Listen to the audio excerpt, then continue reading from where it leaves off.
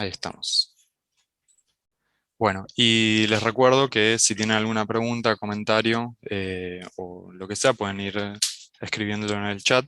La idea es que luego de las presentaciones hagamos un espacio de debate, de preguntas o nada, de vueltas sobre cosas que nos hayan quedado resonando. Así que bueno, voy a estar encargado de ir anotando todas esas cosas que vayan saliendo. Así que adelante, Pablo. ¿Se ve ahí? Perfecto. Ahí, para que... bueno, sí, mi nombre es Pablo Jarabo, hago una pequeña introducción, soy becario doctoral del INEDES CONICET y bueno, hicimos este trabajo para hablar sobre un poco lo que es el enfoque ecosistémico en América Latina. Bueno, el objetivo del trabajo fue ver cuán incorporado está el tema ecosistémico en la legislación de una selección de países de América Latina, em, más que nada para ver cómo está el asunto en la región, em, qué- en qué variables está enfocado cada país, y, y bueno, ese sería más o menos el objetivo principal. Cuando hablamos de servicios ecosistémicos, bueno, son todas las condiciones y procesos a través de los cuales los ecosistemas naturales y las especies que lo componen, bueno, sustentan y satisfacen la vida humana, son las que nos proveen em, distintos servicios como alimentos, como asimilación de desechos, representan beneficios que las poblaciones humanas obtienen, directa o indirectamente, y bueno, según las funciones del ecosistema. Cuando hablamos de funciones, bueno, nos podemos referir a tres funciones principales, que es la de regulación, em, la función de hábitat y la función de producción. Em, bueno, en cuanto a la de regulación, está relacionado con la capacidad que tiene el ecosistema para regular los procesos ecológicos esenciales y sostener un sistema, sostener sistemas vitales a través del ciclo geoquímico. Bueno, está también relacionado con el mantenimiento del aire limpio, la depuración del agua, prevención de inundaciones. En cuanto a hábitat, los ecosistemas naturales, bueno, proporcionan hábitat de refugio, de reproducción para plantas, animales, contribuyendo también a la conservación biológica y de la diversidad. Y a la producción, bueno, es toda la producción de bienes y servicios para que el humano puede utilizar, también como las materias primas. También nos referimos al pago por servicios ecosistémicos, que constituye como un instrumento económico diseñado para incentivar que los propietarios de los suelos, mediante un pago o compensación por el mantenimiento, eh, puedan mantener el servicio ambiental. Eh, pero bueno, esto tiene que ver más en la valoración económica, que nosotros no nos adentramos tanto, pero lo queríamos mencionar porque hay legislación que la menciona y que bueno, nos parece importante. En cuanto a la selección de los países, bueno, seleccionamos Argentina, Brasil, Costa Rica, Perú y Uruguay. Bueno, como dije al principio, porque queríamos ver más o menos cómo está el tema en la región. Hay más países, bueno, en otras partes del mundo que la incorporan, pero bueno, nosotros queríamos ver qué era lo que estaba pasando acá en América Latina. En cuanto a Uruguay, bueno, existe el decreto número 310, 017 del 2016, y la principal herramienta que tiene es la Política Nacional de Cambio Climático, y que es proporcionar un marco estratégico de largo plazo para guiar las transformaciones, bueno, que Uruguay tiene en su cronograma ambiental, digamos, para hacer frente al cambio climático. Y bueno, está también, ha ratificado el Acuerdo de París y también provee las desarrollo e implementación en el corto plazo de las políticas hasta el 2050. En cuanto al decreto, bueno, eh, hace específicamente mención de la conservación, la recuperación, restauración de los de los ecosistemas naturales y producción de bienes y servicios ecosistémicos, bueno, basados en el manejo a través de prácticas sostenibles, de producción y consumo. Y bueno, en cuanto a Brasil, cuenta con la ley 14.119 del 2021. Bueno, hace específicamente mención eh, al pago de servicios ambientales a través del programa federal. em, y bueno, está dirigida a promover las iniciativas de conservación, mantenimiento, recuperación, que es más o menos parecida a la de Uruguay. Y bueno, también incorpora el programa Floresta Más, que es un modelo en el cual un pagador remunera a los que realizan las acciones efectivas y duraderas para mantener la vegetación nativa de Brasil, que es bueno, un incentivo para la conservación de la selva nativa. En cuanto a Costa Rica, bueno, Costa Rica es uno de los países pioneros en cuanto a normativa ambiental. Cuenta con la ley número 75 y la ley forestal de 1996. Bueno, cuenta con un amplio marco normativo y también en materia de pago por servicios. Bueno, también existe el marco institucional que facilita la aplicación de la normativa. Bueno, el Fondo de Vida Silvestre, el Fondo Forestal y el FONAFIFO, que es el Fondo Nacional de Financiamiento Forestal, que es el que se encarga también eh, de las áreas protegidas y de realizar los pagos por servicios ambientales. Bueno, en cuanto a este instrumento, fue creado por el artículo 46 de la ley, y bueno, está constituido también por los aportes financieros recibidos del Estado, donaciones o créditos, los créditos que el fondo obtenga de captación y emisión de títulos de crédito, y los recursos provenientes de la conservación de la deuda. Bueno, tiene como varios puntos de aporte. En cuanto a Perú, cuenta con la ley 3021, que está denominada como Mecanismos de Restribución de Servicios Ecosistémicos del 2014. Y bueno, esta ley promueve, regula y supervisa los mecanismos de restribución por servicios ecosistémicos que se derivan de acuerdos voluntarios que se establecen acciones de conservación, recuperación y uso sostenible. Bueno, estos mecanismos son los esquemas o herramientas para canalizar y transferir e invertir recursos financieros y no financieros, donde se establece un acuerdo entre los contribuyentes y retribuyentes al servicio.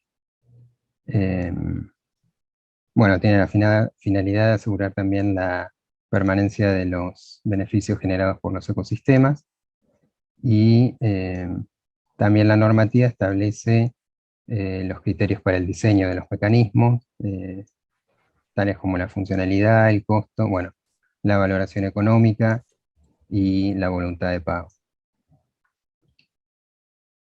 En cuanto a Argentina, no existe una legislación nacional específica para servicios ecosistémicos, y está medianamente contemplado en la Ley de Bosques, la número 26331 del 2007, y también la Ley 15, número 103 del 2009, que esta pertenece a Misiones, que es provincial, y bueno, establece los presupuestos mínimos de protección ambiental de bosques nativos, y también contempla un pago por servicios ambientales, bueno, que están establecidos para bosques nativos o plantaciones forestales.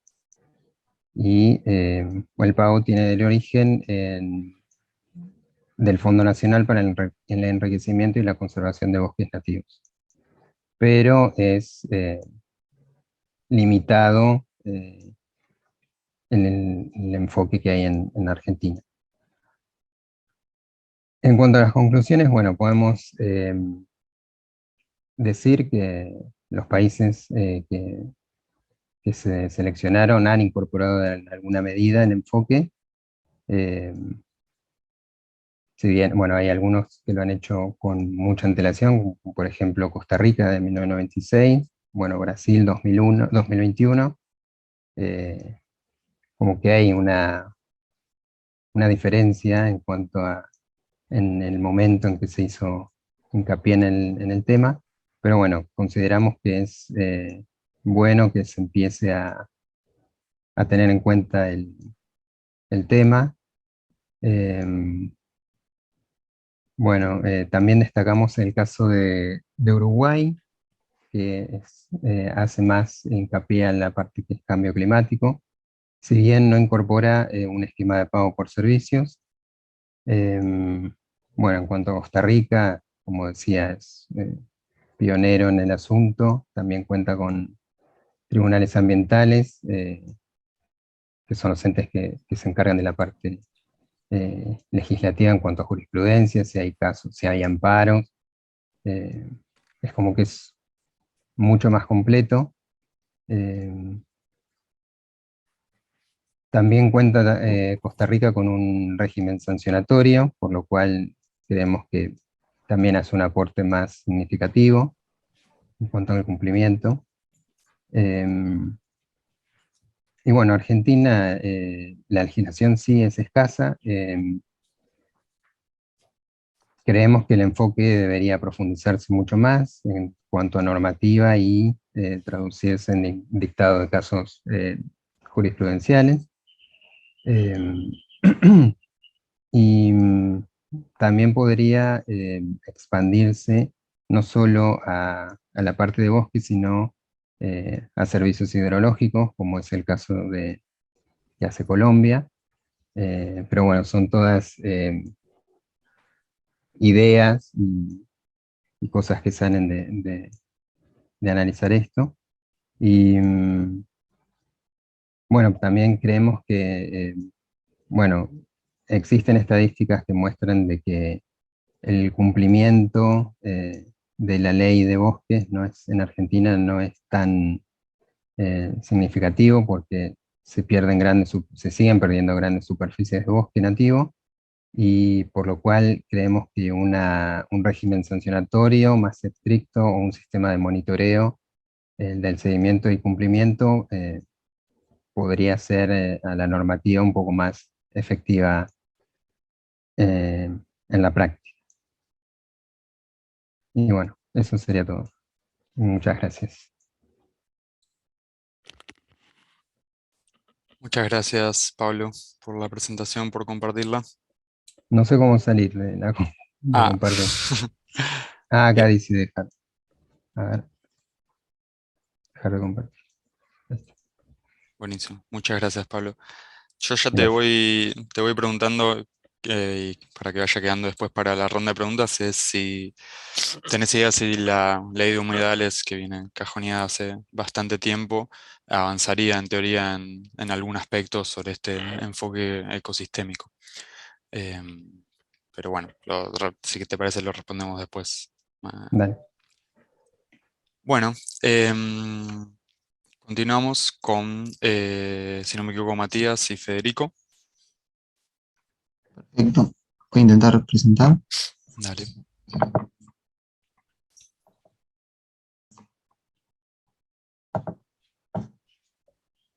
No sé si están pudiendo ver. Sí, sí, perfecto. Bueno, el trabajo que voy a presentar se llama Ecología, organismos intergubernamentales y políticas públicas, los cambios ecológicos en disputa. Yo soy Matías Lamberti y junto con Federico Di Pascuo, Esteban Rodríguez, Guillermo Folguera y otras personas que también contribuyeron al trabajo, que algunas de ellas están en la sala y también van a presentar hoy. Formamos parte del grupo de filosofía de la biología, donde yo estoy haciendo mi doctorado. Entonces, me gustaría comenzar, perdón, ¿ahí está? Ubicando a la problemática ambiental de la cual vamos a estar hablando.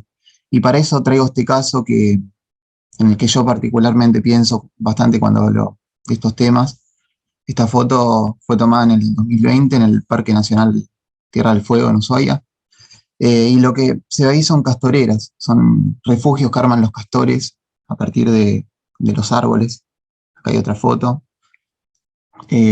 Lo que ocurrió es el resultado de la introducción de castores traídos de Canadá con fines comerciales en los 60, y eso provocó un cambio muy grande en estos bosques. Y traigo este caso para pensar que, como otros problemas ambientales, involucra toda una dimensión ecológica. Y acá quería arrancar diciendo esto, para que quede claro que por supuesto la problemática ambiental como tal excede a la ecología, pero nuestra intención es concentrarnos en la ecología de esta problemática ambiental, ¿no? Ahí hacemos nuestro recorte. Entonces vamos a referirnos a los cambios ecológicos en alusión a las modificaciones en unidades que son objeto de estudio de la ecología, por ejemplo, estas poblaciones de castores, los ecosistemas forestales, y en modificaciones en los procesos que tienen lugar en esas unidades, por ejemplo, en este caso el proceso de introducción de castores y las subsiguientes alteraciones. Entonces, con eso en mente, veamos el problema. Tenemos cambios ecológicos, y estos pueden ser conceptualizados de distintos modos. Justamente vamos a ver dos conceptos, y los abordajes de esos cambios serían relativos a la forma en la que se conceptualizan, en la medida que implican hacer operativo un concepto de cambio ecológico. Entonces, acá está lo que consideramos un problema. Si bajo un dado concepto uno entiende que los cambios ecológicos no son determinada cosa, no va a ir a mirar eso cuando quiera abordarlo. Se va a dificultar intervenir sobre aspectos que no son parte de lo que se entiende como cambio bajo ese concepto de cambio. En cuanto a nuestros tres ámbitos de estudio, sí, en realidad, frente a los distintos actores e instituciones que se involucran con los cambios ecológicos, nos centramos en estos tres, están acá marcados en negro. Por un lado, la ecología del disturbio, que es un campo de la ecología, que a su vez es un área de la biología. Ciertos organismos intergubernamentales que se ocupan también de los cambios ecológicos y se encuentran conformados por gobiernos, pero también alojan actores científico-académicos y organizaciones sociales.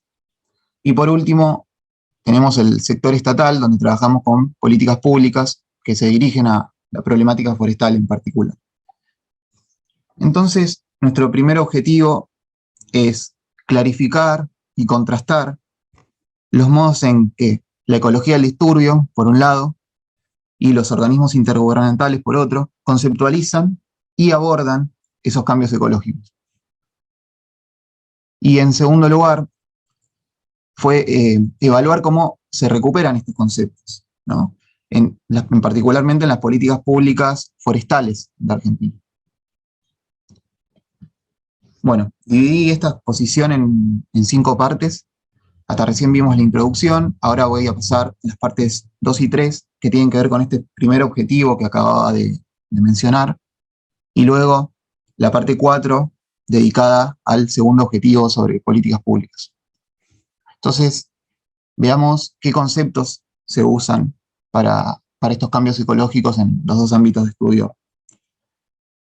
Por un lado, en la ecología se presenta el concepto de disturbio, que puede entenderse a grandes rasgos como un proceso que supone cambios en algunos de estos tres aspectos: composición, estructura, funciones de una unidad ecológica, y que comprende tanto a la causa, que acá en nuestro esquema aparece como ente disturbante, y al efecto, es decir, a las perturbaciones. Y al mismo tiempo, por otro lado, en el caso de los organismos, encontramos otra noción que explica los cambios ecológicos y es el concepto de driver. En este caso se entiende al driver como una causa, ¿sí?, que conduce a un impacto, a un efecto sobre los ecosistemas, como está ahí esquematizado. Vamos a abreviar organismos intergubernamentales como OI. Entonces, recapitulando, tenemos que la ecología conceptualiza los cambios mediante el concepto de disturbio, los organismos lo hacen a través de la noción de driver. O en otras palabras, tenemos dos conceptos distintos para explicar los mismos tipos de procesos, es decir, cambios ecológicos, y ambos conceptos, a su vez, se inscriben en una misma lógica de la causalidad, tanto explican esos cambios a través de relaciones de causa-efecto. Ahora, pasando a los abordajes de estos cambios, acá quería señalar que para analizar esto estudiamos muchos ejes, pero por una cuestión de tiempo vamos a presentar solo un aspecto.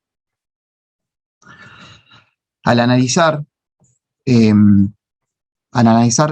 cómo se abordan los disturbios en cuanto a procesos dinámicos, observamos dos cosas. Por un lado, múltiples atributos para estudiarlos, que son los que están ahí listados, ahora no nos vamos a detener en ellos. Y por otro lado, que el estudio este es altamente sistemático, que se da a través de lo que se conoce como el régimen de disturbios. En el caso de los organismos, al analizar cómo se abordan esos drivers, observamos contrastantemente pocos atributos, casi la mitad en el caso de los disturbios, y una sistematización baja. Es decir, esos análisis no se hacen de una forma ordenada y siendo consistentes con los atributos, lo cual permitiría luego comparar esos drivers. Entonces, en comparación, pudimos reconocer ciertos abordajes asociados al concepto de disturbio y otros asociados al derivado del concepto de driver.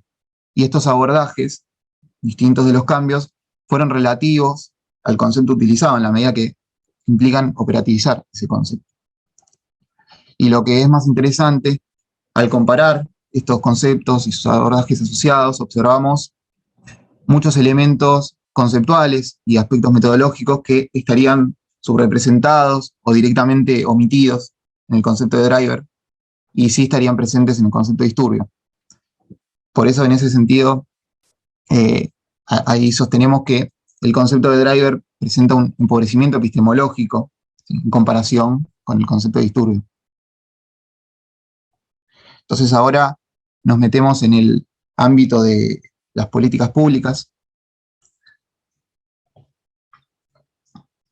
Lo que hicimos acá fue analizar distintos instrumentos de políticas públicas nacionales dirigidas especialmente a la problemática forestal. Están ahí presentadas, todas a cargo del Ministerio de Ambiente y Desarrollo Sostenible, y a su vez financiadas y apoyadas técnicamente por los organismos intergubernamentales. Entonces surgen estas preguntas. ¿Cómo se conceptualizan los cambios ecológicos en estas políticas públicas? Y a su vez, o más específicamente, ¿se utiliza el concepto de disturbio o el concepto de driver?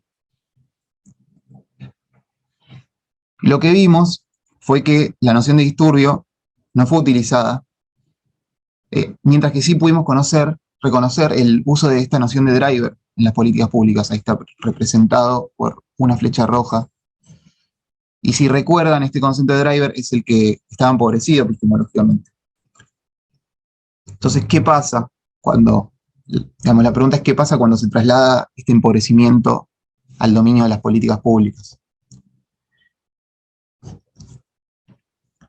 Si las políticas forestales descansan en el concepto de driver antes que en el disturbio y reproducen entonces el empobrecimiento epistemológico, eso decimos que tiene la consecuencia de derivar en implementaciones insuficientes de esas políticas públicas, porque recordemos que los abordajes de los cambios ecológicos son relativos a la forma en la que se conceptualizan.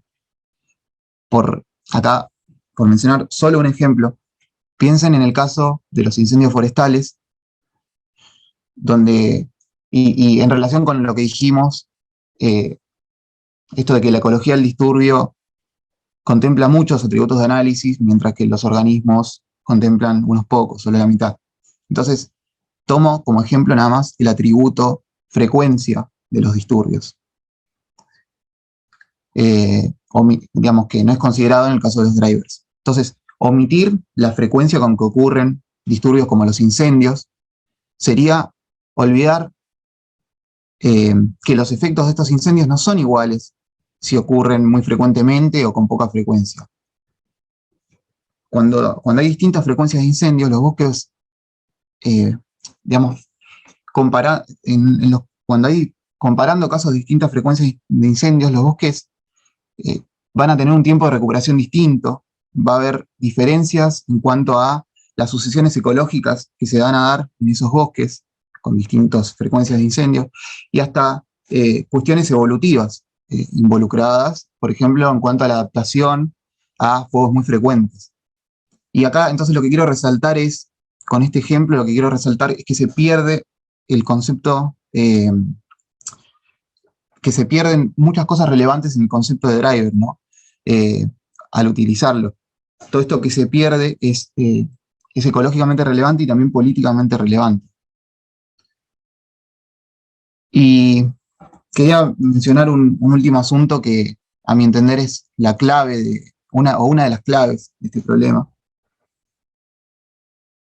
Cuando analizamos el ámbito de las políticas públicas, se establece una suerte de competencia entre estos conceptos de disturbio y de driver, dado que ambos intentan explicar los cambios ecológicos, los mismos tipos de procesos.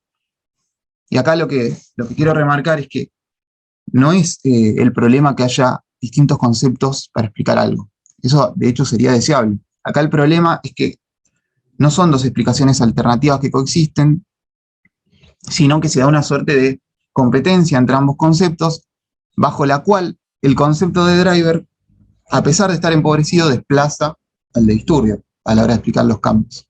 Entonces ahí es donde está el problema, a mi entender, ¿no? Entonces, llegando ya al final del recorrido, quería terminar volviendo sobre el título de esta presentación. Si recuerdan, el subtítulo decía Los cambios ecológicos en disputa. Y justamente a lo largo de la presentación pudimos ver cómo los cambios ecológicos se configuran como campo de disputa discursiva. Se da una competencia entre conceptualizaciones y abordajes de la ecología y de los organismos.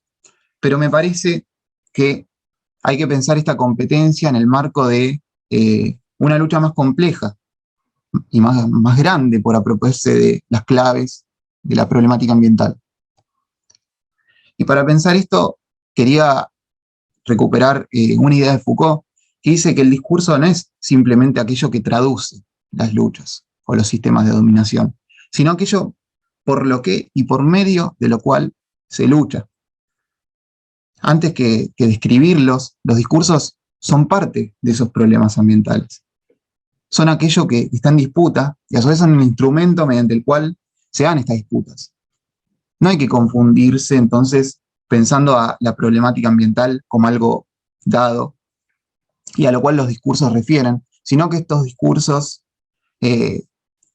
conllevan toda una producción de lo ambiental, configuran el problema y sus soluciones. En ese sentido, muy rápidamente me planteaba esta pregunta. ¿Se trata de dos discursos en disputa? ¿O son efectivamente dos racionalidades diferentes frente a la problemática ambiental? Y acá, ya saliendo de ese recorte que hicimos al comienzo, es decir, si dejamos de mirar los cambios ecológicos y pensamos a toda la problemática ambiental en general, vemos que el discurso de los organismos, si bien está empobrecido, es ante todo un discurso ecológico. Al hablar de los problemas ambientales, ¿sí? Los organismos lo hacen en términos de la ecología, se valen de esta disciplina. Y como vimos, ese discurso ecológico tiene una fuerte incidencia en las políticas ambientales, pero también los invito a observar luego que esta influencia se da sobre distintas formas de organización política frente a la problemática ambiental, como asambleas de vecinos, o ONGs ambientalistas. Entonces, terminando, en la lucha esta por las claves de la cuestión ambiental, se impone lo ecológico por sobre otras miradas y saberes posibles. Hay una hegemonía del discurso ecológico. Este es un tema que trabajan otros compañeras del grupo. Entonces, si bien el fin de este trabajo fue hacer énfasis en esa dimensión ecológica, me parece que no se puede omitir esto al momento de pensar las problemáticas ambientales. Y para cerrar a modo prospectivo, quería dejar planteadas estas tres preguntas. Por un lado, ¿qué sucede? ¿Por qué sucede este empobrecimiento? Si en los organismos intergubernamentales trabajan ecólogas y ecólogos renombrados. Segundo, ¿qué deberíamos hacer los científicos y científicas frente a este problema? Frente a este panorama que implica, por un lado, la exclusión del concepto de disturbio en particular, y a la vez, de manera mucho más general, la hegemonía del discurso ecológico. ¿Y por qué en las políticas públicas se le da tanta significancia a conceptos que provienen de los organismos intergubernamentales, como el concepto de driver? Bueno, muchas gracias.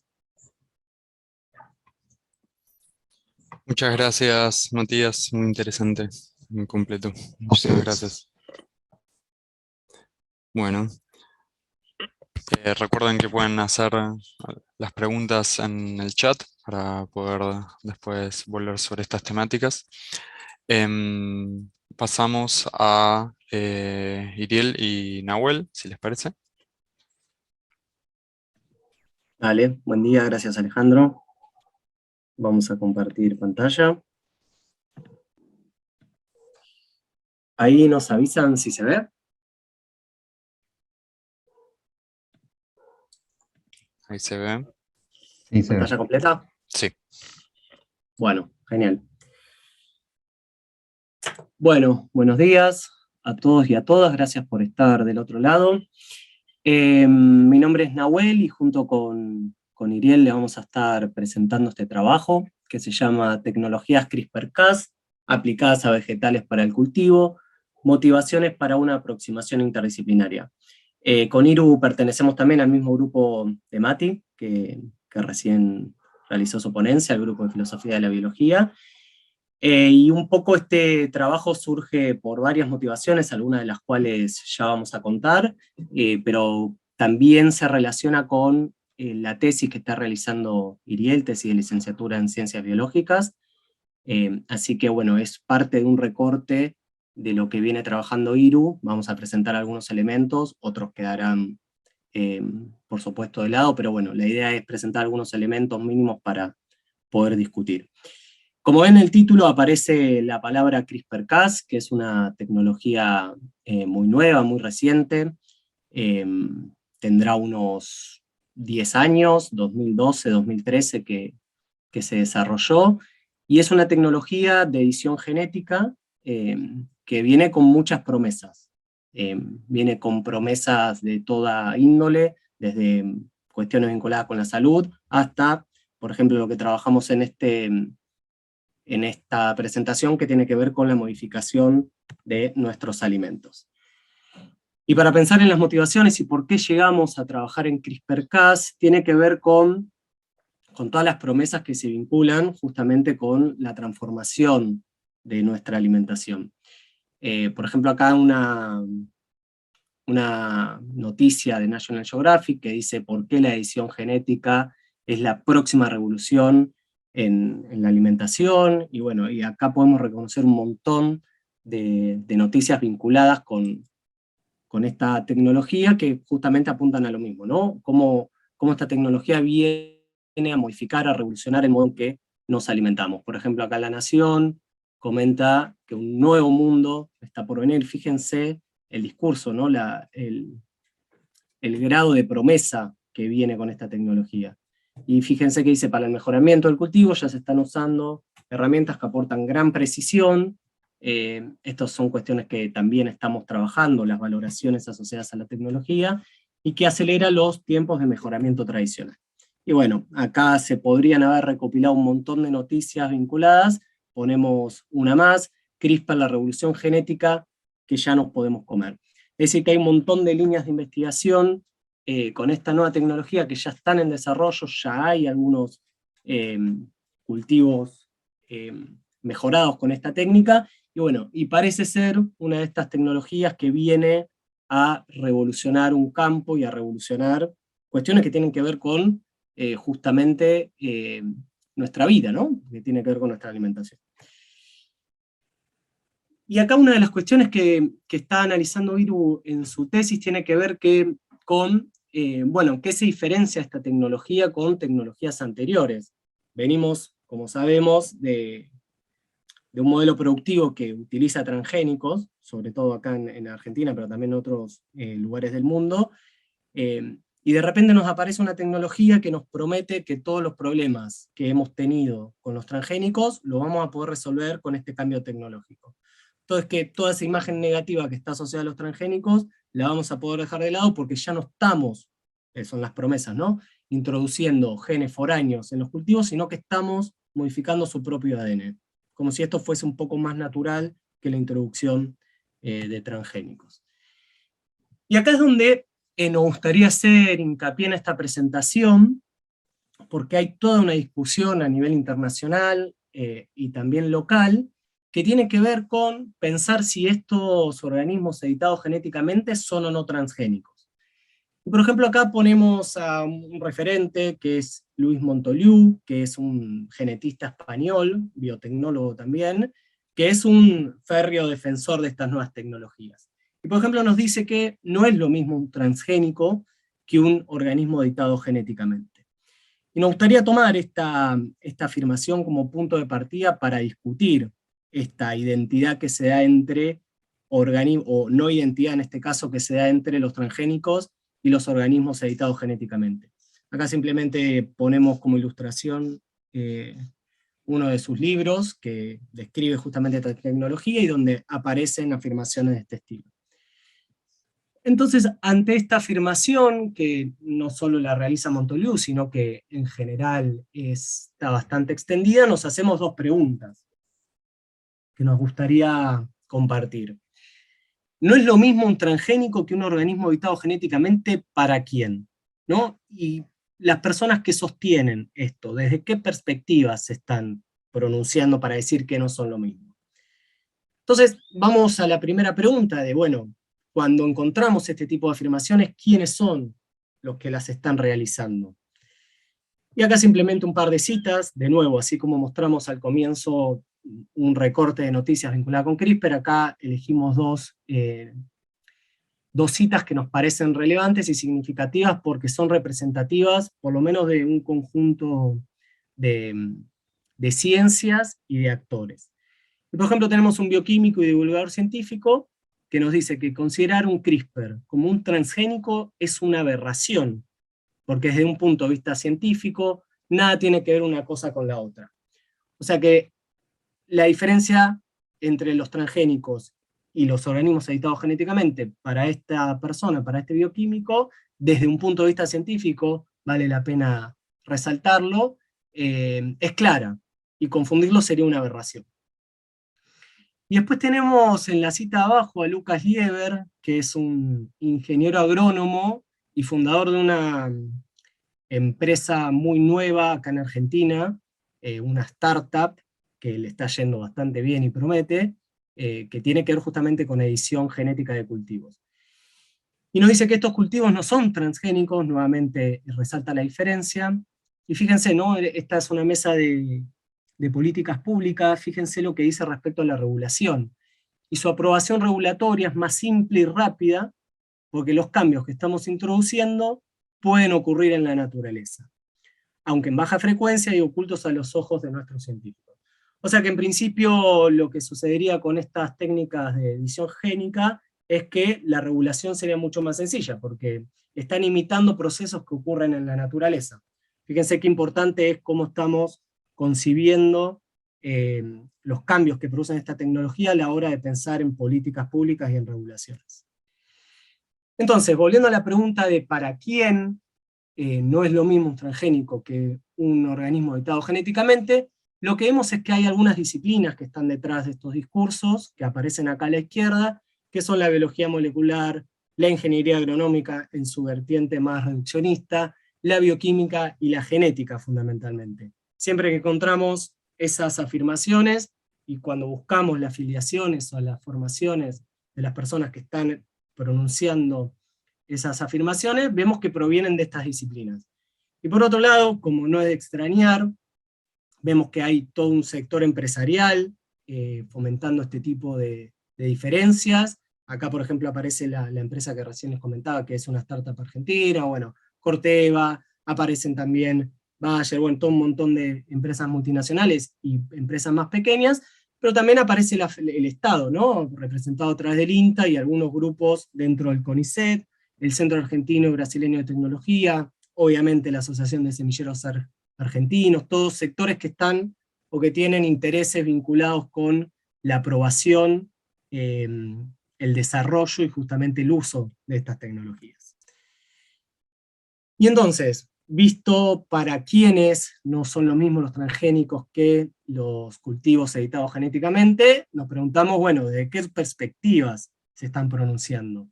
¿Qué saberes están levantando? ¿Qué marcos teóricos, qué marcos conceptuales están utilizando para decir que no son lo mismo, ¿no? Y bueno, acá lo que vemos es que en general lo que supone esta diferencia es que están mirando o se están deteniendo en un aspecto de la tecnología, en una dimensión de esta tecnología, y dejan por fuera otras dimensiones u otros aspectos sumamente relevantes. La mirada o la perspectiva desde la cual se están parando para hacer esta diferenciación es una mirada molecular de la tecnología. Y como dice ahí, con un foco sobre todo en los mecanismos moleculares que están involucrados en uno y otro caso. A ver, si uno se fija, y es parte de lo que está analizando Iru también en su tesis, si uno se fija en cuáles son los mecanismos moleculares involucrados en la transformación de los cultivos, bueno, ciertamente aparecen entidades y actividades diferentes. Entonces, ante esa diferencia, uno diría que estamos ante mecanismos moleculares diferentes, y sí, no es lo mismo cómo se genera un transgénico a cómo se genera, por ejemplo, un organismo editado genéticamente. Aunque, y esto también es un aspecto interesante de lo que está analizando Iru, en muchos casos la edición génica supone también la incorporación de transgénicos, porque tienen que insertar todo un paquete de expresión génica que codifique para las proteínas que son las que van a generar la edición de un gen particular. Entonces muchas veces no es cierto que no se haga transgénesis para editar genéticamente. Pero aun cuando dejemos de lado esa distinción, uno podría reconocer sin ningún tipo de problema que los mecanismos moleculares son diferentes, y que por lo tanto, desde ese punto de vista, no es lo mismo un transgénico que una planta editada genéticamente. Perfecto, pero entonces, volviendo a la afirmación de Montoliu, lo que deberían estar aclarando, que obviamente no son omisiones inocentes, es que no es lo mismo un transgénico que un organismo editado genéticamente en lo que respecta a alguna dimensión, por ejemplo, a los mecanismos moleculares involucrados. Eso sería una afirmación un poco más justa, si se quiere, en función de el reconocimiento de que, bueno, estamos explicitando a qué dimensión de la tecnología nos estamos refiriendo. Pero entonces, si decimos que reconocemos una determinada dimensión y que en esa dimensión no son lo mismo, bueno, cabe preguntarse acerca de otros aspectos o de otras dimensiones de la tecnología. ¿Qué pasa con esas otras dimensiones respecto a las diferencias o las similitudes entre una y otra técnica?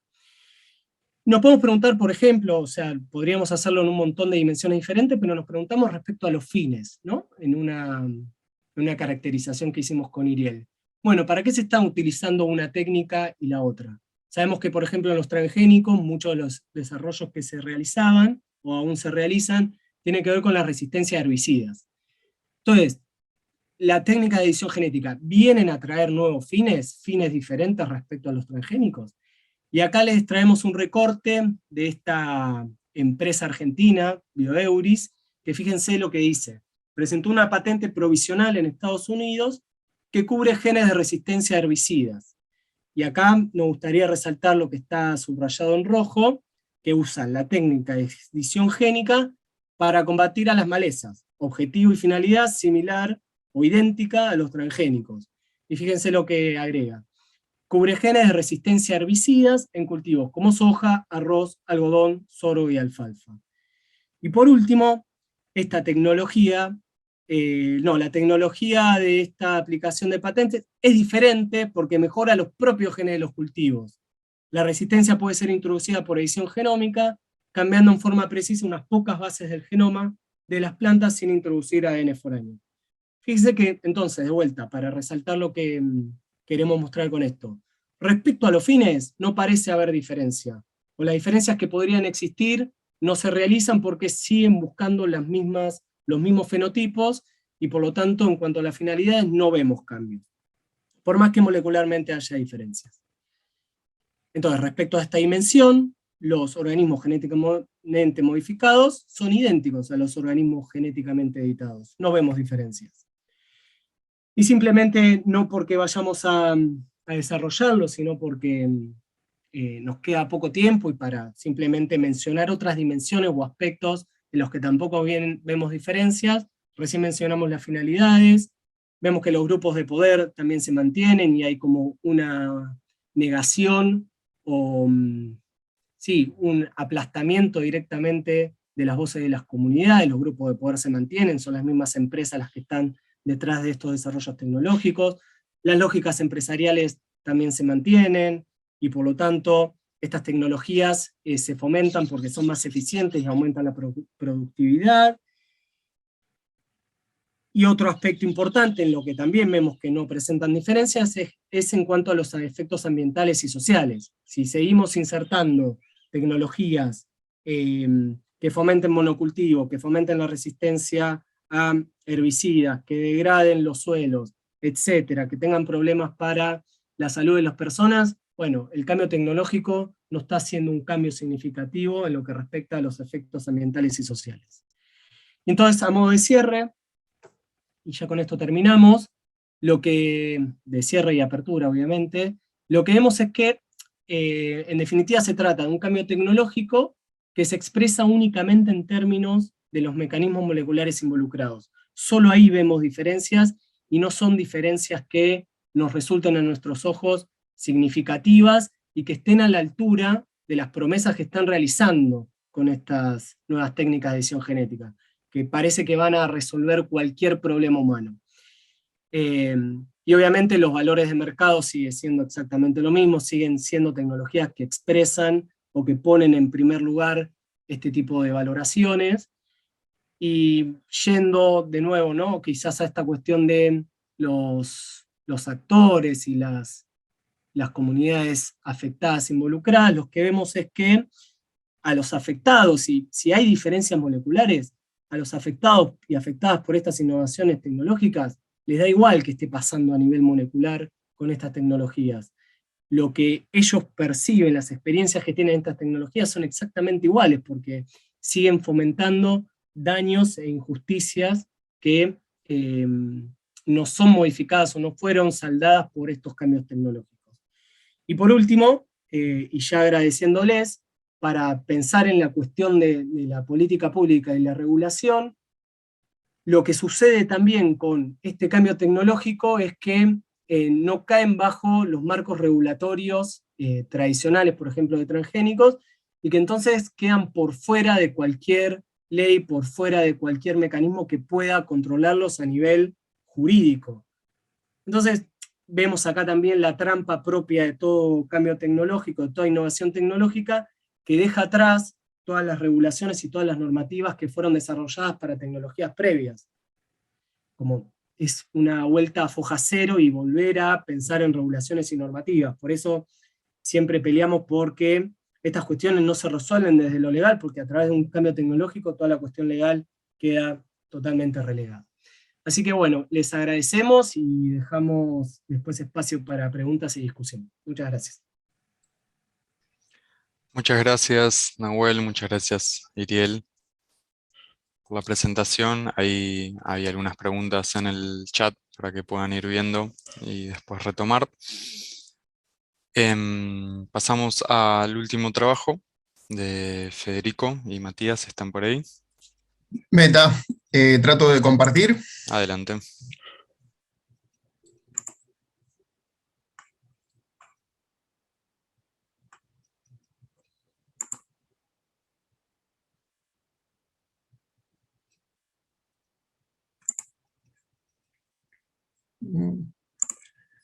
No me está dejando, Alejandro. A ver.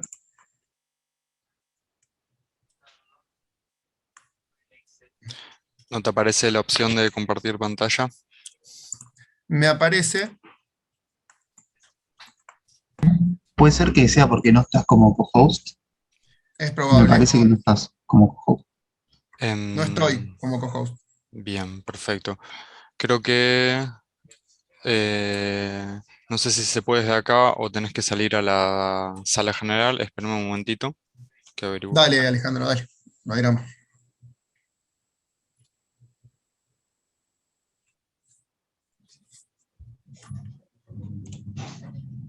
Ale, creo que vos podés hacerlo desde acá, si tenés los permisos. A ver, Fede. No, me parece no puedo, ¿eh? A ver. Participantes. Fede Pascu. No, me dice permitir grabar en archivos locales. A ver, fíjate ahí, creo que no, igual voy a... Si no, la otra opción es que, bueno, salgas de la salita, Ujú, vayas a la sala principal y ahí te dan los los permisos para poder privilegios. mostrar pantalla. Sí, ahí avisé.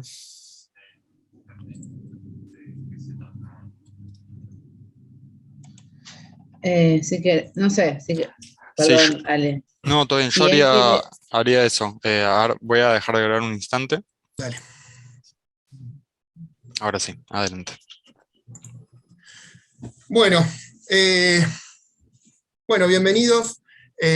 Mi nombre es Federico y trajimos esta presentación que tiene por título sobre dualismos, ecología y problemática ambiental. Esperen que acomodo acá. Ahí está. Somos varias personas que trabajamos, soy parte del grupo de filosofía de la biología, y bueno, junto con Mati, Caro, Gaby, Tomás, trajimos esta presentación, pero varias de las personas que también mencionaba Mati antes, trabajamos en esta línea vinculada a las problemáticas ambientales. Bueno, básicamente voy a empezar trayendo cuál es el nudo conflictivo o el problema, que un poco está vinculado con la primera presentación que daba Pablo, que contaba que varios de los países en Latinoamérica estaban adoptando, por ejemplo, el modelo de servicios ecosistémicos o la estrategia de servicios ecosistémicos, y también vinculado con lo que mencionaba Mati acerca de esa hegemonía ecológica. Y en este sentido, digamos, la idea es un poco pensar cómo es que efectivamente ese dominio ocurre dentro de la problemática ambiental o en el contexto de las problemáticas ambientales. Básicamente, hacia el seno de la academia se reconoce que hay diferentes modelos de naturaleza en juego. ¿Sí? Acá descansamos en una cita, antropólogos, geógrafos y ecologistas políticos han demostrado que muchas comunidades rurales construyen la naturaleza de formas impresionantemente diferentes a las formas modernas dominantes. Entonces, por un lado se reconoce que hay una pluralidad de diversas naturalezas que estarían en disputa, pero por otro lado se también reconoce que hay formas modernas dominantes. Entonces, el punto es que estas formas modernas dominantes básicamente, no únicamente, pero básicamente han venido dadas por el discurso ecológico y por las estrategias y por los objetos que este discurso moviliza. En particular, temas o elementos como ecosistema, diversidad, especies, servicios ecosistémicos son algunos de los casos.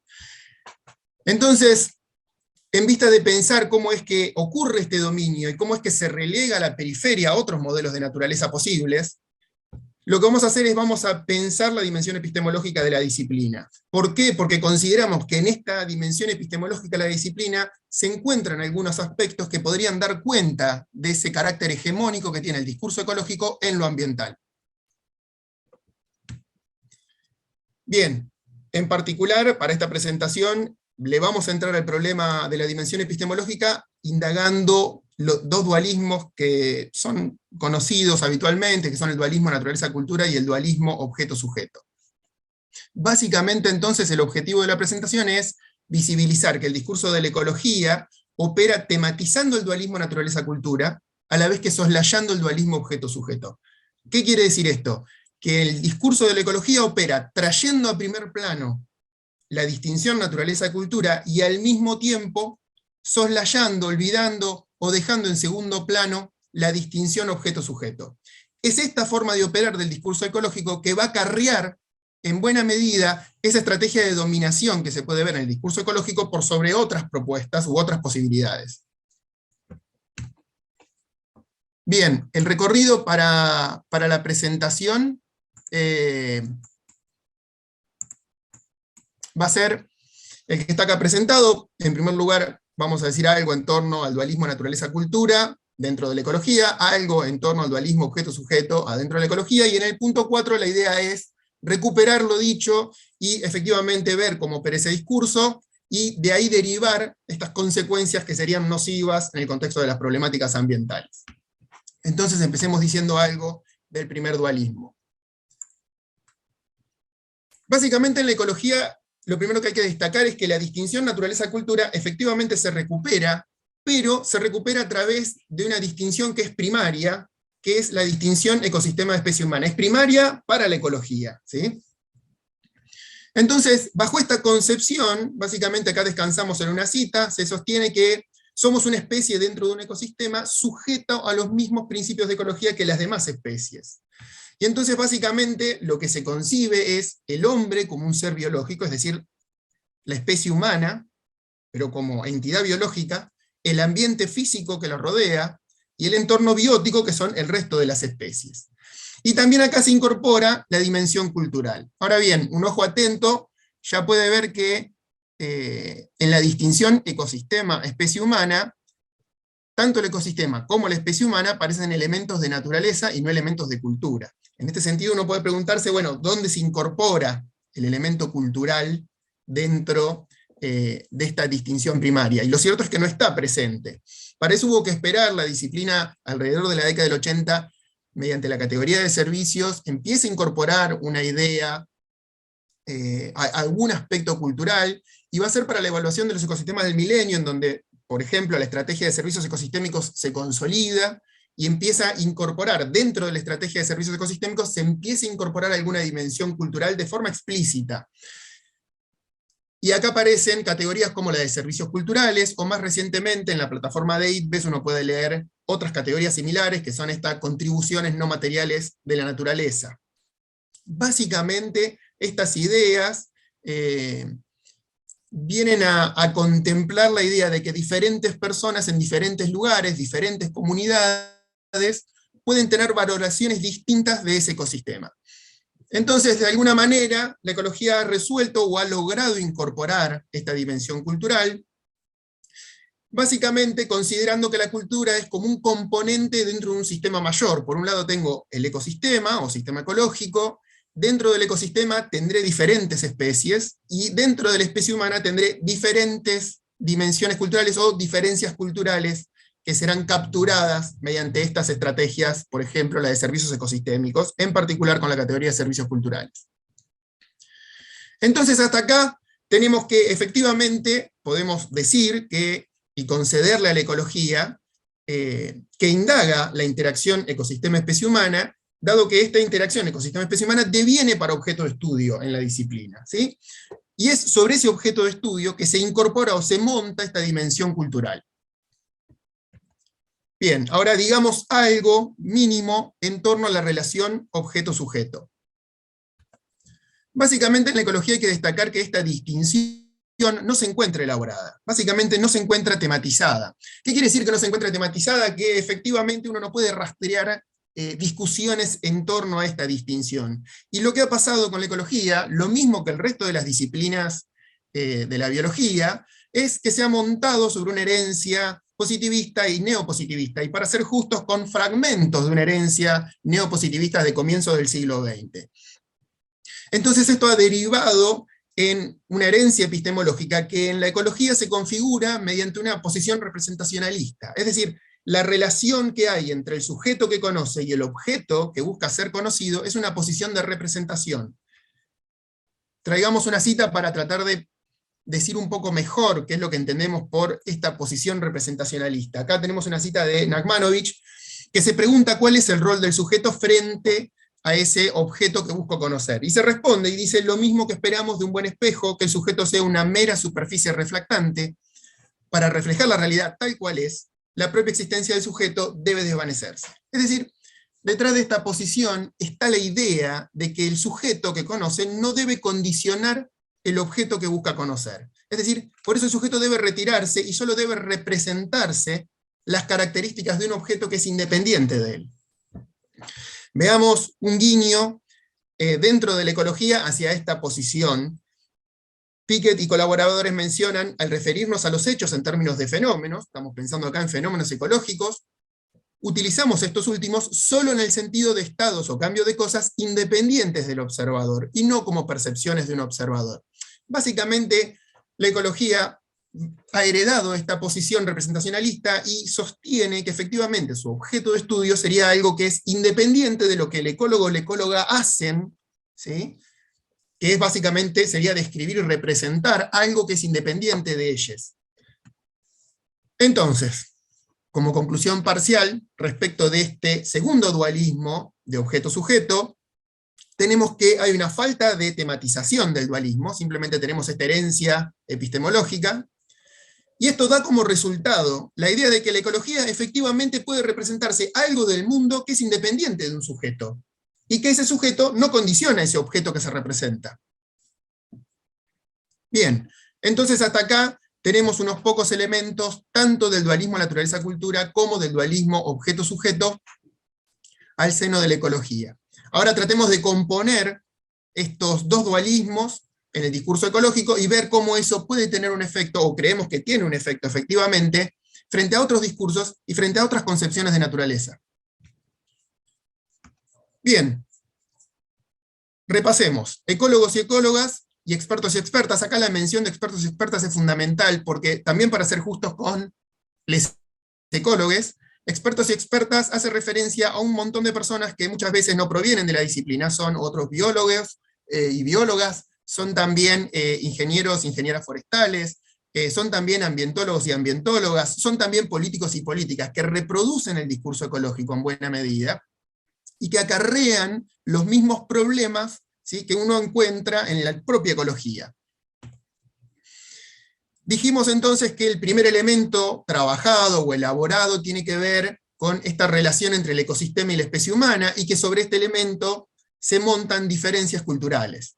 Dijimos que esto efectivamente devenía en objeto de estudio, y acá lo que tenemos es justamente tematizado, trabajado, problematizado este primer dualismo naturaleza-cultura. Ahora bien, este objeto de estudio es un objeto de estudio para un sujeto. Y es este objeto de estudio, que es objeto para un sujeto, el que no se encuentra tematizado, que es lo que decíamos del segundo dualismo. El dualismo objeto-sujeto se mantiene en segundo plano, soslayado. Y acá tenemos entonces la composición de lo que estábamos mencionando en los puntos anteriores, básicamente es cómo opera este discurso ecológico. Una nota al pie, el discurso ecológico en este sentido parece ser algo novedoso o digno de ser comentado en la medida en que en general las disciplinas de la biología, la ecología, recordemos, es una rama de la biología, las disciplinas de la biología en general no tematizan ninguno de los dos dualismos, no tematizan la distinción naturaleza-cultura y no tematizan la relación objeto-sujeto. Por otro lado, disciplinas que sí lo hacen, como la antropología, tematizan los dos dualismos a la vez. En este sentido, digamos, para la ecología un escenario raro, que me parece que tiene que ver un poco con los derroteros históricos de la disciplina, que tematiza uno de los dualismos pero no tematiza el otro.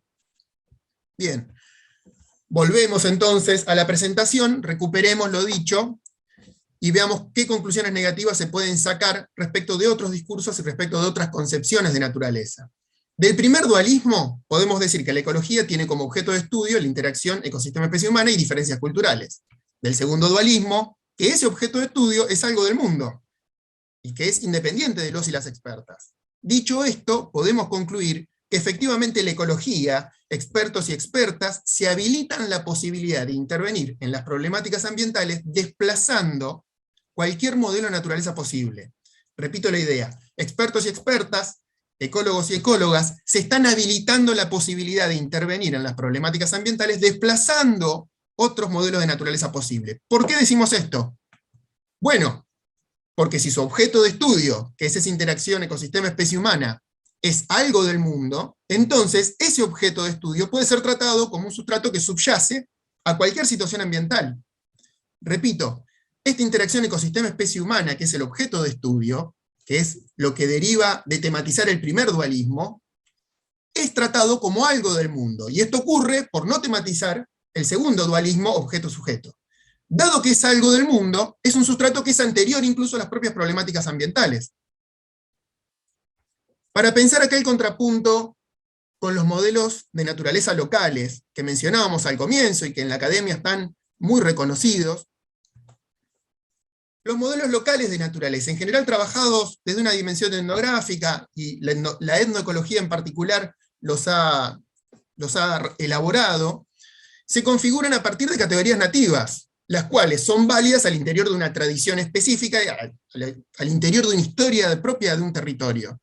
Por lo tanto, estos modelos locales de naturaleza no pueden ser presentados como un sustrato último que subyace a cualquier situación ambiental, porque justamente no son universalizables en la medida en que esos modelos de naturaleza están atados, arraigados, ¿sí?, a estas categorías locales y a un territorio.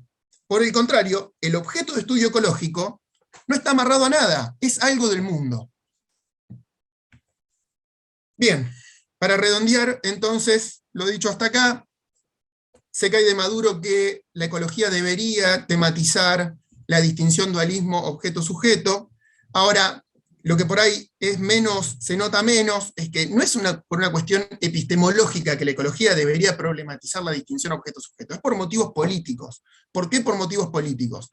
Bueno, porque esa forma de operar del discurso ecológico lo que hace es obturar la politización de la naturaleza. ¿Por qué decimos que obtura la politización de la naturaleza? Bueno, porque la naturaleza ya está dada, es algo que ya está ahí. Entonces eso no está en discusión, ¿sí?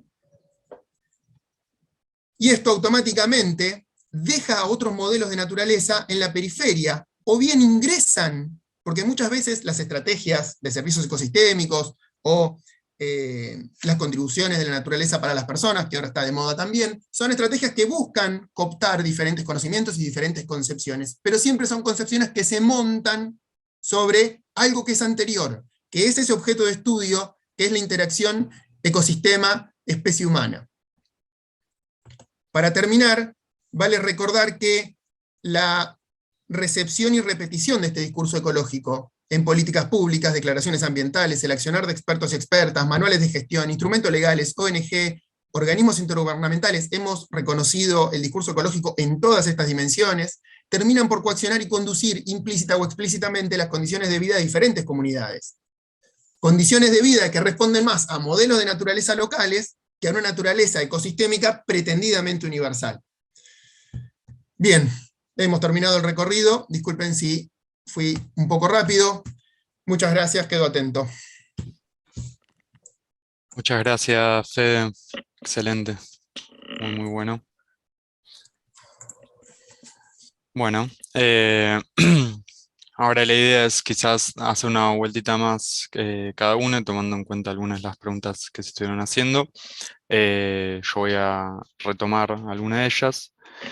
Para Pablo, durante la primera presentación, yo le había preguntado si creía que la cajoneada ley de humedales tenía potencial de avanzar en algún punto sobre la incorporación del enfoque ecosistémico.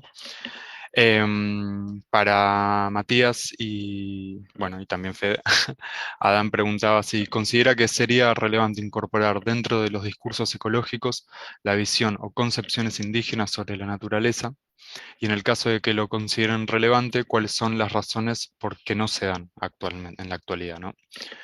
En tanto, la tercera presentación de Nahuel e Irel, Matías escribía: excelentes intervenciones, punteando las dos primeras charlas y retomando una pregunta anterior de Fede y Pascuo en otra mesa en la que sugería la posibilidad de otra biología molecular que se proponga otras preguntas y abordajes en Latinoamérica. ¿Qué relación encuentran entre el acento positivo que se pone en lo ecológico y el acento negativo que se pone en lo molecular en cuanto a la problemática ambiental, y teniendo en cuenta la reducción de problemas complejos a campos disciplinares específicos. Bueno, no sé quién quiere arrancar, también obviamente si quieren seguir preguntando, está abierto el micrófono. No, bueno, respondo a lo que habías preguntado.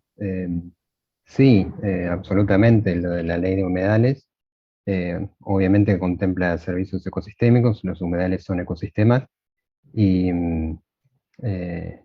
hay algo que una profesora, seguramente la conocen, Viviana Vilá, me dijo que no es que se busca proteger el servicio ecosistémico, sino que lo que se protege es el ecosistema. Uno no puede hacer una ley para proteger la sombra que te da un árbol, sino que se protege el árbol en sí. Y bueno, eso a mí me quedó como que me terminó de hacer clic el tema. Y, y sí, los humedales aportan eh, un montón de servicios, no solo para nosotros, sino para el planeta, para los animales, el tema de cambio climático, la captación de carbono, purificación de agua, eh, son muy importantes y sí, yo considero que- que está bien que estén contemplados en la ley. Muchas gracias.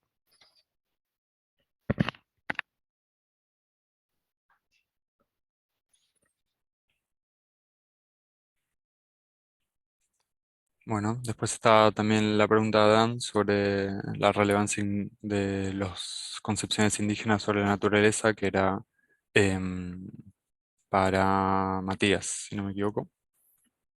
Sí. Bueno, arranco respondiendo yo, calculo que quizás Fede también tendrá algo para decir.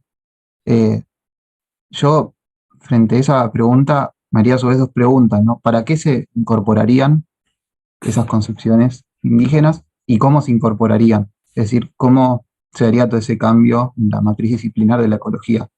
Esto último me parece quizás complejo, habría que pensarlo, pero ya de por sí estas dos preguntas me parecen difíciles y no es algo que tenga resuelto, pero mi temor sería que eh, estos discursos indígenas, al ser incorporados por la ecología, sean absorbidos y traducidos por la ecología. Entonces, que eso tome la forma de algún tipo de violencia epistemológica. Y, y con eso no es que digo que no sea posible alguna forma de relación entre estos discursos, pero quizás manteniéndose como dos concepciones alternativas, ¿no? Esto que decía un poco en la presentación, me parece deseable que haya concepciones alternativas en la medida que una no excluya a la otra. Y una última cosa es que, relacionado con la segunda pregunta, ahí le digo a Dan, pero también a quien le interese, les invito a ver qué pasa cuando los organismos estos intentan incorporar esas concepciones indígenas de naturaleza. Y yo lo que veo es esa traducción que decía recién. Veo, por ejemplo, digo, por poner un ejemplo, el caso de ecosistema se traduce como exactamente como equivalente a madre tierra, Pachamama. Y para mí opera ahí ese silenciamiento, esa violencia.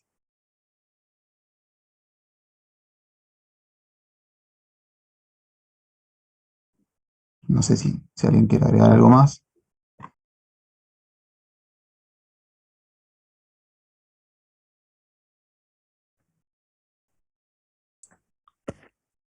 Adelante, Dan. Sí, Matías, estoy un poco afónico.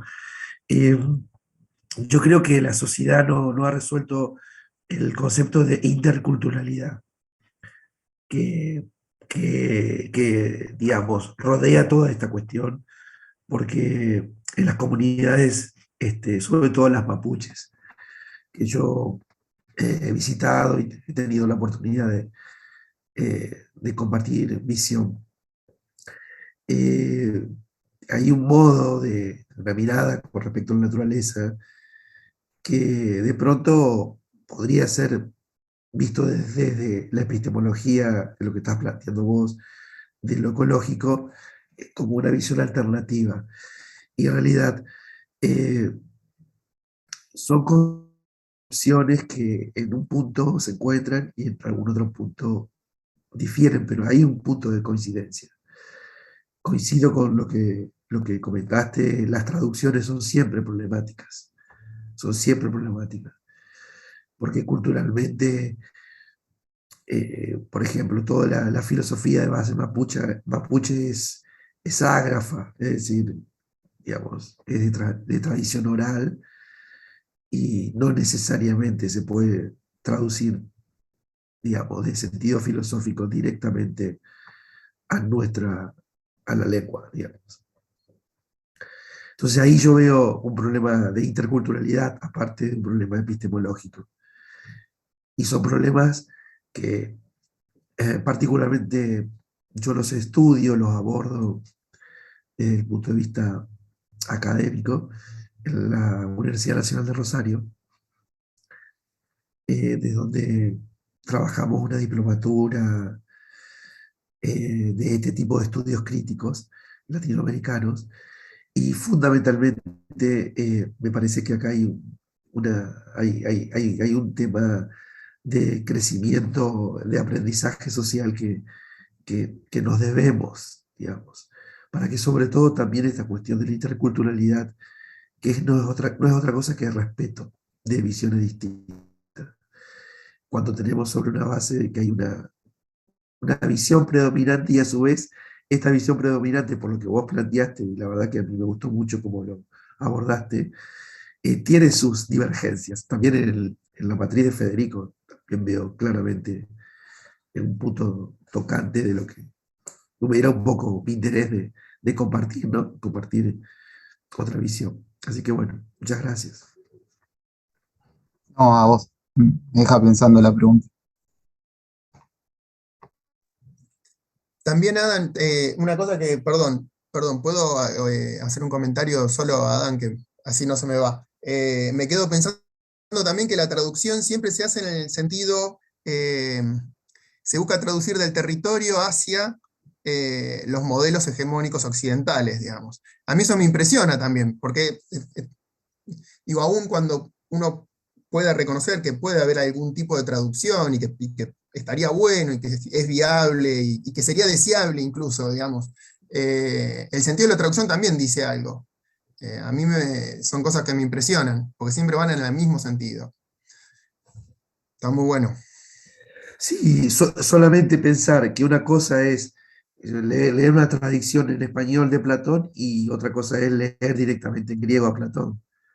Digamos también, digamos, las cuestiones de las traducciones y las operaciones culturales que se hacen al respecto, o sea, digo también, esto no es solamente una cuestión de interculturalidad, digamos, sino también tiene que ver con cómo hacemos ciencia y filosofía en Occidente.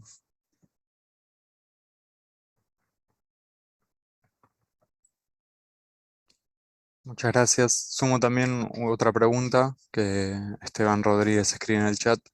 Hola, muy buenas todas las presentaciones. Dejo algunos interrogantes sobre la primera presentación de Pablo. Consideramos que el pago por servicios ecosistémicos podría ser una herramienta para compatibilizar cierto modo de hacer conservación con nuevas formas de acumulación del capital. Profundizar este enfoque significaría extender a cada vez más colectivos sociales una racionalidad que propone la administración mercantil de todo. Y yo, bueno, frente a esto también me quedé pensando en esto a nivel interestatal, ¿no? Como se plantea la provisión de servicios sistémicos como incluso pago de deuda externa o entra a jugar también la monetarización de la naturaleza en ese sentido y qué tanto estaría afectando estos procesos.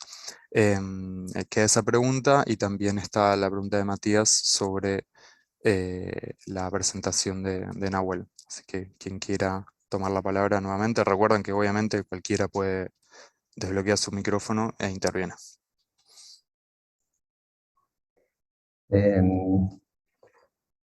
Nosotros no vemos en profundidad tanto lo que es pago por servicios, porque es más que nada, es decir, para la parte de valoración, pero bueno, nosotros consideramos que es una herramienta más que se puede usar como parte de conservación, sí. Le da un valor en el sentido que, a ver, para muchos el bosque invaluable, pero bueno, es para darle un sentido de valoración y bueno, poder de alguna manera conservarlo, y ha dado resultados, pero también es como una práctica cuestionable por el tema de otra vez lo que digo, que es la valoración, que es muy compleja, y nosotros en ese sentido tanto no nos adentramos ahí.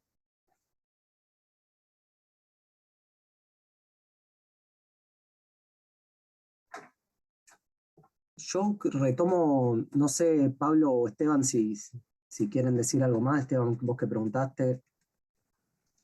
No, gracias, Nahue. Y gracias, Pablo. Son interrogantes compartidos que me aparecen, ¿no?, tras las discusiones acerca de estos enfoques. A mí, Alejandro, no me queda claro que la pregunta de Mati haya sido dirigida a nosotros. Mati creo que ahora no está, pero tomo algo para quizás aclarar nuestra postura. Iru, si también querés decir algo al respecto, adelante. Porque Mati puntualiza en la pregunta, esperen que la recupero, más arriba. Habla de un acento positivo que se pone en lo ecológico y un acento negativo que se pone en lo molecular.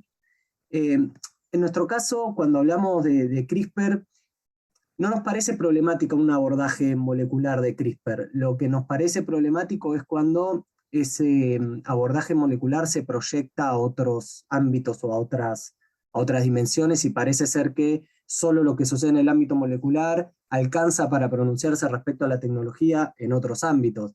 Acá muchas de las promesas que se están realizando no tienen ningún tipo de justificación si se las mira solo desde el punto de vista molecular. Es más, si salimos del molecular y pasamos a otros aspectos, otras dimensiones de la tecnología, vemos que esas promesas no tienen ningún tipo de asidero, al contrario.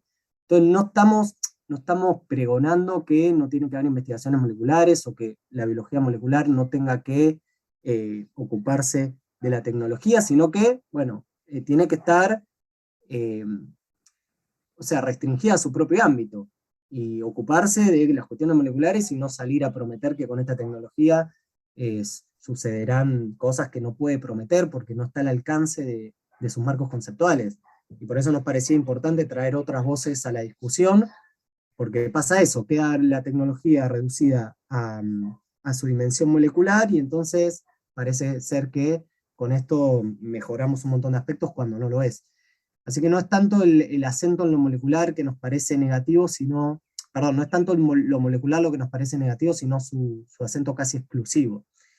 Pero eso no vas a aclarar eso respecto a la presentación. Igual, Fede, me parece que estaba más dirigida a ustedes la pregunta, porque también retoma algo que vos discutiste con Mati, creo que en otra presentación acerca de la biología molecular.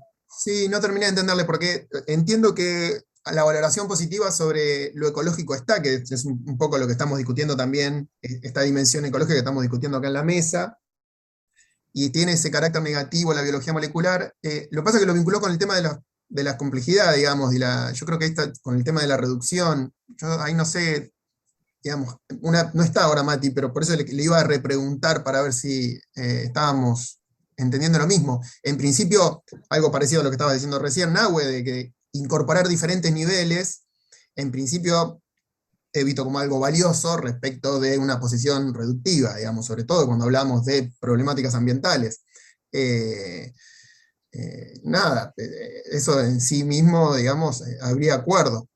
Lo que nosotros notamos, y ahora para seguir un poco y mechando con las conversaciones a raíz de las presentaciones que se dieron, es que lo que prima es un discurso básicamente científico-académico.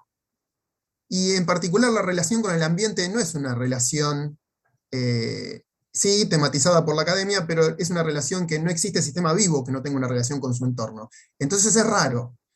Y bueno, y esto se expresa con la cita que yo ponía al principio, digamos, dentro de la academia ya están reconocidos los diferentes modelos de entorno, pero sin embargo hay un predominio de lo académico por sobre otras voces que quedan absolutamente soslayadas.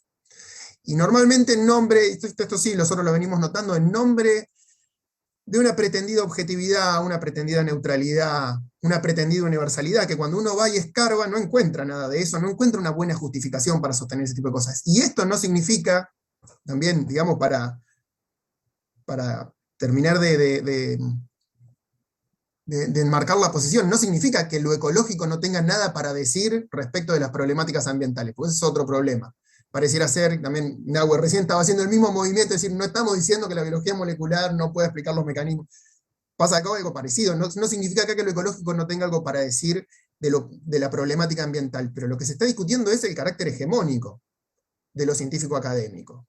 No si es relevante lo que la ecología tenga para decir de la perturbación en un ecosistema. Seguramente eso está bárbaro, pero eso no alcanza.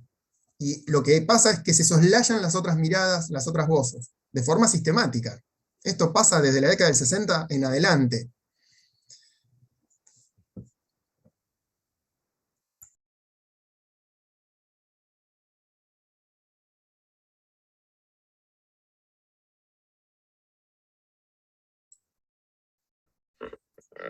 Bueno, muchas gracias, Fede. Muchas gracias a todos. Si nadie tiene ningún comentario más, ninguna pregunta, ninguna aclaración, dejo ahí un instante de silencio. Muy bien. Bueno, entonces damos por terminada la mesa, si les parece. Muchísimas gracias a todas y todos los expositores, las presentaciones, la verdad, excelentes. Bueno, quedan el último día de la JFI, a las 5 está, si no me equivoco, la última actividad. Y bueno, esto luego será subido y obviamente quedan contactadas a través del programa y de las redes. Así que muchas gracias nuevamente por su participación. Hasta luego. Hasta Hasta luego, luego, gracias. gracias. Chao, gracias.